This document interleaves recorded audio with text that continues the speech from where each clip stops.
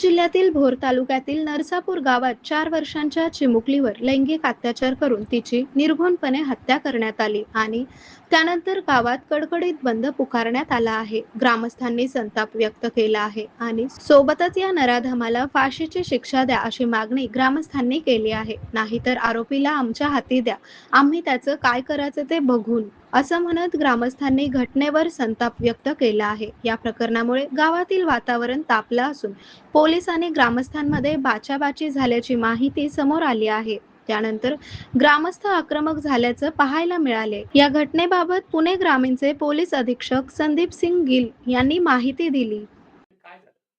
नमस्कार. काल नसरापूर या ठिकाणी एक खूप दुर्दैवी आणि दुःखद घटना घडलेली आहे. यामध्ये एक अल्पवयीन 3.5 वर्षाची अ, मुलीवर अत्याचार करण्यात आला आणि त्याची त्यामध्ये हत्या झाली.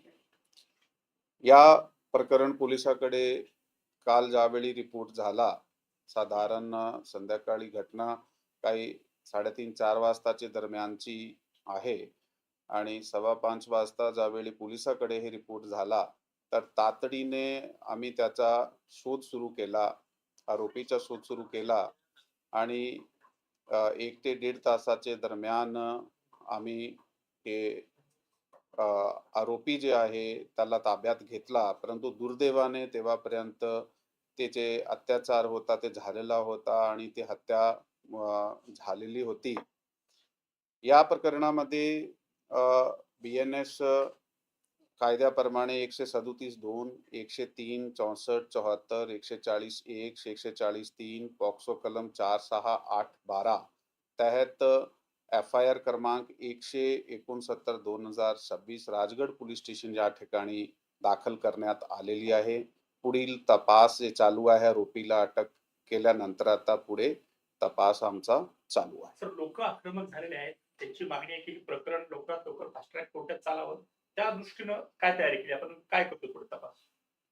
अशा घटना घडल्यानंतर साधारणतः जे एक इमोशनल जे रिॲक्शन जे आहे ते पब्लिक कडून येत आहे. काल सुद्धा अशा प्रकारची एक सिच्युएशन निर्माण झाली होती. त्यामध्ये काही वेळापुरता लोक रस्त्याकडे आले होते. मग त्यांना समजून जाऊन सांगितलं गेलं आहे की आम्हीच तपास करणार आहे आणि ह्यामध्ये जे आरोपी होता त्याच्या बाबत काही कुठल्याही प्रकारची माहिती नव्हती. परंतु तांत्रिक आणि गोपनीय जे आम्ही आपले यंत्रणे वापरले तर तातडीने 1-1.5 तासामध्ये आरोपी अटक करण्यात आलेला आहे. पोलिसने ताबडतोब कारवाई केलेली आहे. आता तुम्ही आमचं सहकार्य करा. ते लोकांनी काल ऐकलाय, सहकार्य केलाय, ते शांततेने आहे, ते प्रोटेस्ट करताय, परंतु ते शांततेने आहे आणि पोलिसाच्या सहकार्य करत आहात.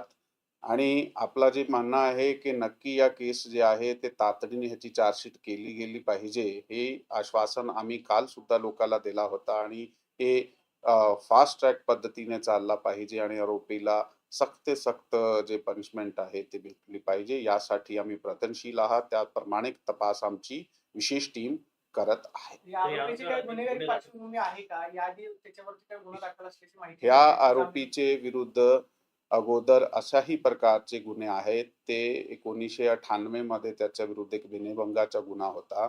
त्याच्यानंतर 2015 मध्ये त्याच्या विरुद्ध एक विनयभंग आणि पॉक्सो गुन्हा होता, ज्यामध्ये पॉक्सो आणि विनयभंगाचे कलम होते. त्यातून त्याचा 2019 मध्ये केसमधून ॲक्विटल झालेला आहे आणि हा 65 वर्षाचा व्यक्ती आहे. पण त्याची प्रवृत्ती तशी आहे असं आमचे तपासामध्ये